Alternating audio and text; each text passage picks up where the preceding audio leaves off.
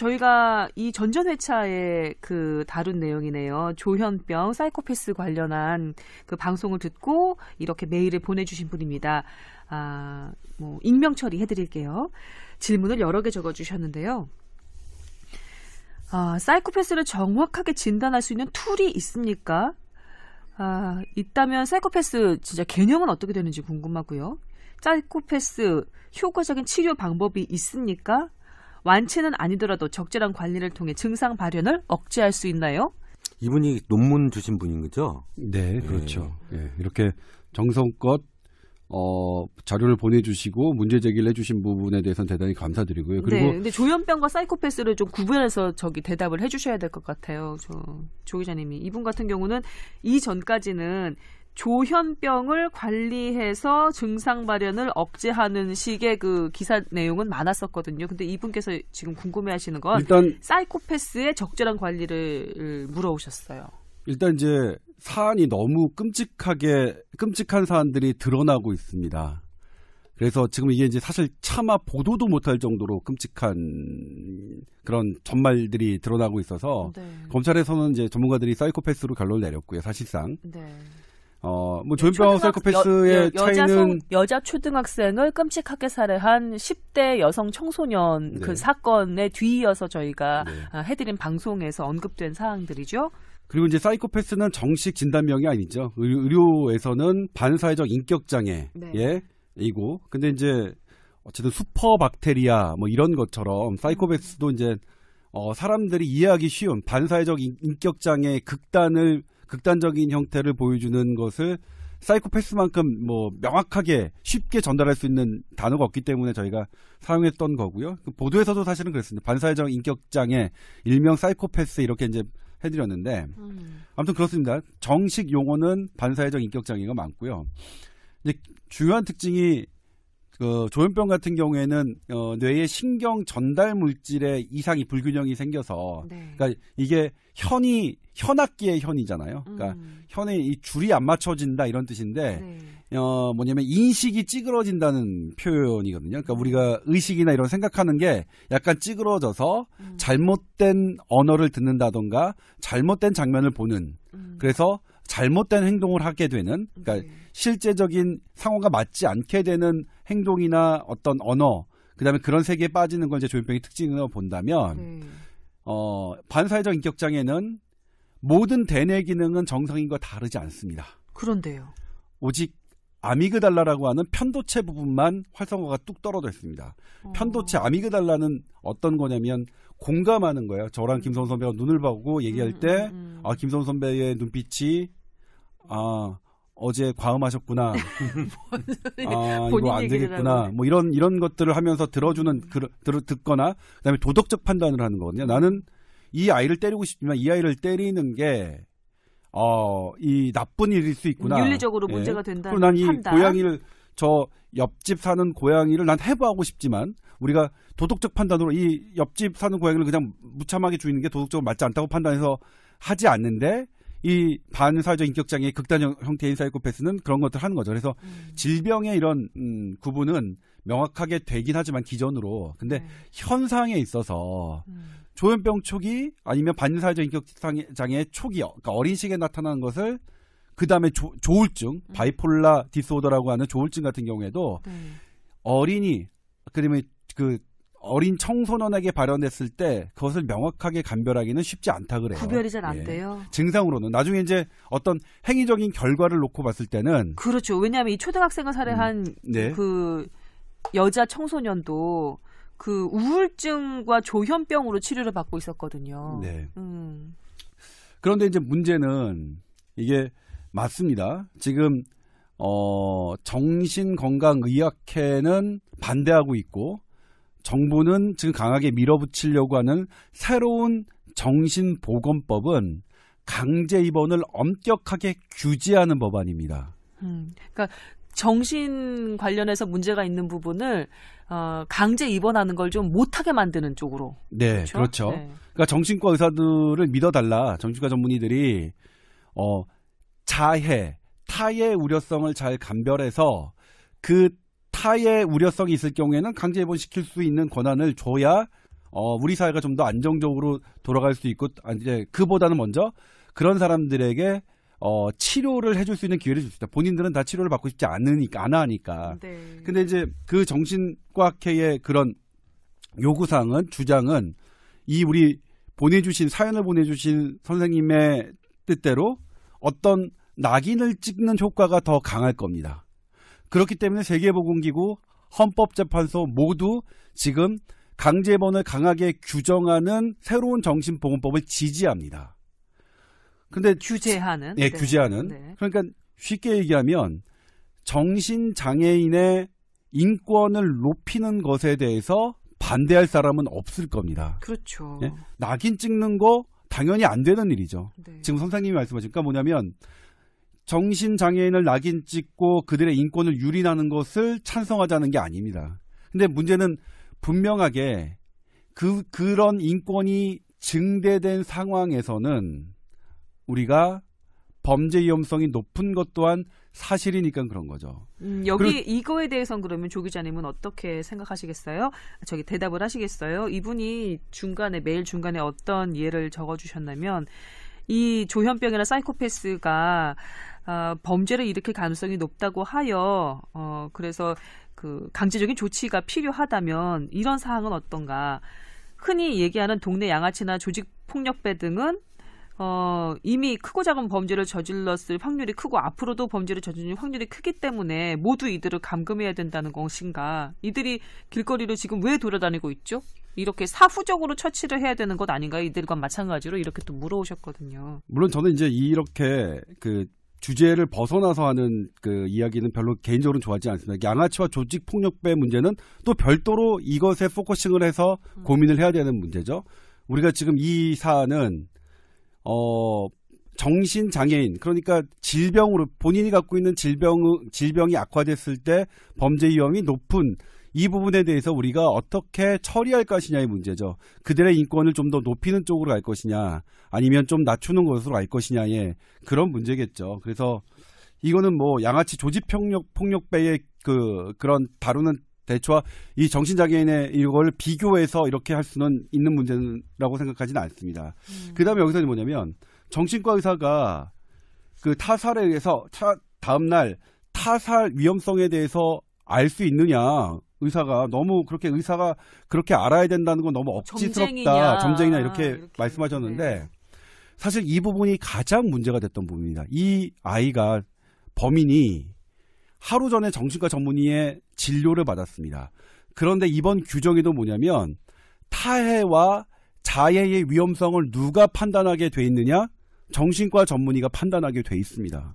네. 그리고 정신과 학회에서는 그 권한을 더 인정해달라고 요구하는 겁니다. 정신과 전문의가 타해의 위험성과 자해 위험성을 잘 판단할 수 있으니 정신과 전문의 한 명이 판단한 타해 위험성 갖고 강제 입원을 하게 해달라는 게 정신과 학회의 주장입니다. 제 주장이 아닙니다.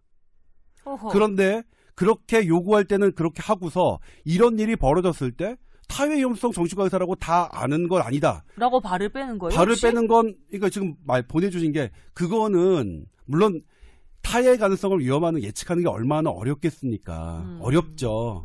어떻게 다 알 수 없다는 건 인정하는데 저는 그럴 때는 뭐냐면 이런 문제가 벌어지면 먼저 사과해야 된다고 생각해요. 우리가 사실은 타해 위험성을 그런 걸 예측하고 그것에 대해서 관리하는 그 임무를 맡은 게 정신과 전문인데 이런 일이 벌어진 거는 일단 애석하게 생각한다라고 저는 해야 된다고 생각해요. 그러니까 권리만 갖고 책임지지 않는 게 가장 좋잖아요. 그래서 뭐냐면 이분의 논리라면 정신과 의사들은 분명히 타살 가능성이 있으면 강제 입원할 수 있는 권리를 갖고 있습니다. 그걸 요구하고 있고요. 더 강하게.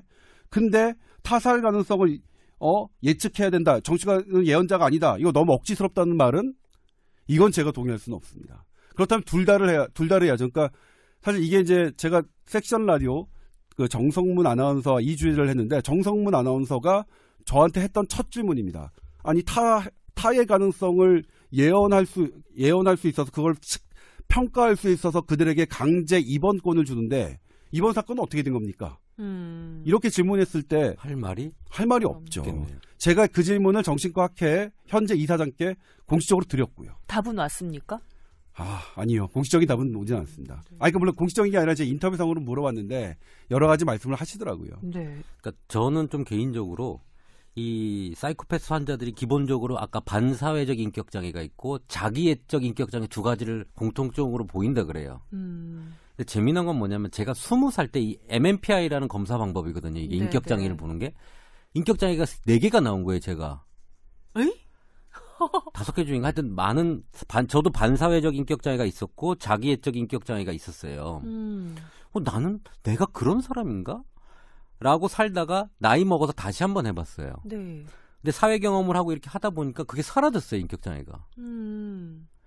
사실은 이런 공감하고 사회생활을 하면서 이건 내가 이렇게 잘못 생각했던구나를 알면서 학습해 나갈 수가 있는 거죠. 학습해 나갈 수 있는 거거든요.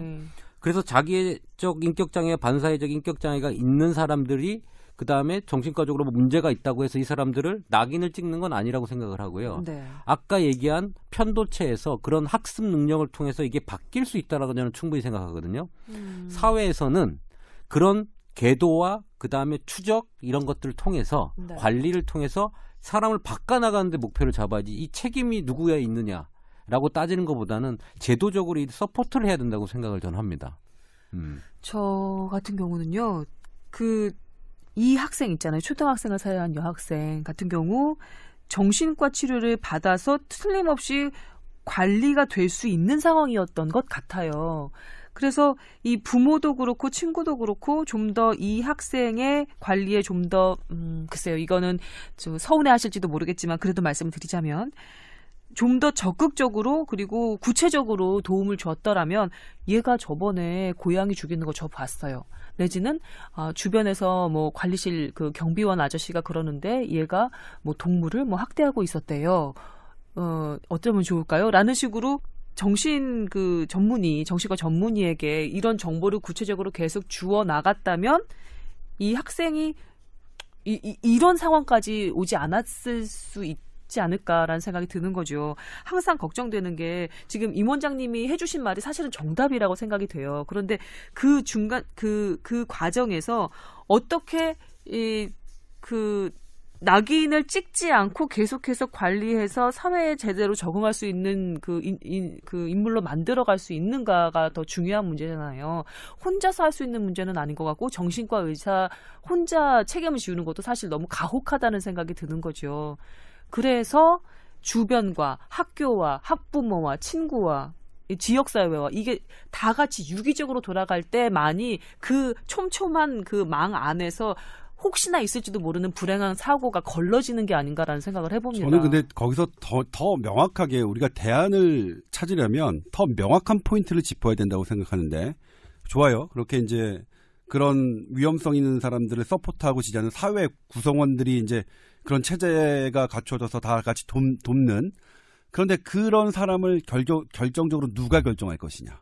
하는 문제죠. 최종은 역시 정신과 의사여야겠죠. 그럼 이번에는 어쨌든 간에 그거 누군가는 해야 되는데 이 사람은 그런 위험성이 질병이 악화됐을 때 조금 안 좋은 행동을 할 가능성이 높으므로 우리 사회가 계속 지지하고 서포트한다. 물론 말은 지지하고 서포터지만 그게 본인 입장으로 얼마나 부담스러운 간섭이겠습니까? 자유를 억압하는 일이겠죠. 예? 네, 제가 하나만 더 얘기하자면 저 결핵 환자잖아요. 결핵 환자인 저도 계속해서 전화 걸면서 서포트를 해줘요.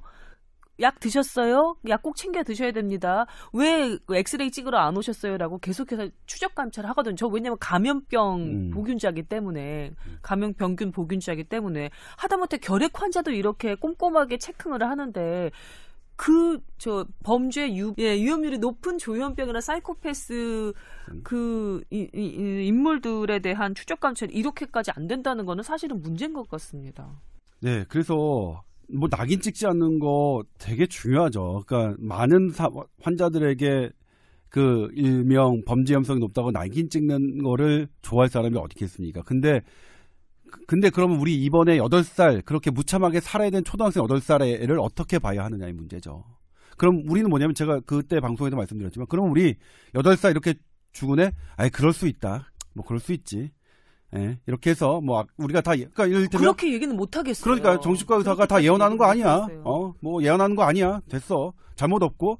아니 뭐 대부분의 사람은 괜찮지만 그렇다고 다 낙인 찢어 없어 그냥 둬. 그렇다면 이 8살 죽음은 우리가 그냥 당연하게 있는 거로 받아들여야 합니다. 근데 저는 그럴 수가 없기 때문에 무언가를 우리가 고쳐야 된다면 어디를 고쳐야 하고 어떤 문제를 보강해야 되는 문제에 대해서 포커싱을 한 거죠. 이게 어떤 가능성 때문에 낙인을 찍는 건 정말 말이 안 됩니다. 인권에 위배가 되는 상황이잖아요. 마이너리티 리포트인가? 그렇죠. 영화에서 보듯이 그건 아니죠. 절대로 낙인을 찍으면 안 되고 낙인을 찍기 전에 서포트가 충분히 좀 돼야 그렇죠. 됩니다. 저는 그렇게 생각을 하고 네. 이분 지금 사연을 보내신 분은 의사예요. 그러지 않고서 이렇게 논문을 보내거나 그러지는 않을 거예요. 그런데 참고로 저는 정신과 의사는 아닙니다라고 추신해 그러니까 주셨는데. 자기는 다른 의사라는 거죠. 정신과 의사는 아니다. 아니지만 나는 다른 계통의 그게 의사인데 정신과 협회에서 사과를 해야 되는 거라고 생각을 한다. 이 생각은 맞아요. 왜냐하면 그거에 대한 책임을 받는 대신에 책임과 그다음에 해야 될 도리 다 같이 해야 되는 그게 거죠. 아니가요. 네. 제가 그때 정신과학회에서 이 부분에 대해서는 사과를 해야 된다고 방송을 했어요. 그러니까 뭐냐면 제가 정신과 학회의 사과를 요구한 것 때문에 항의하시기 위해 이 메일을 보내신 거죠. 그래요. 맞아요. 네. 그렇구나. 그러니까 정신과 의사는 사이코패스가 의심되는 조현병 다음날 타살에 대해서 알 수 있을까? 그들도 모른다. 그러니까 그들의 잘못이 아니다. 전문가도 모를 수 있다.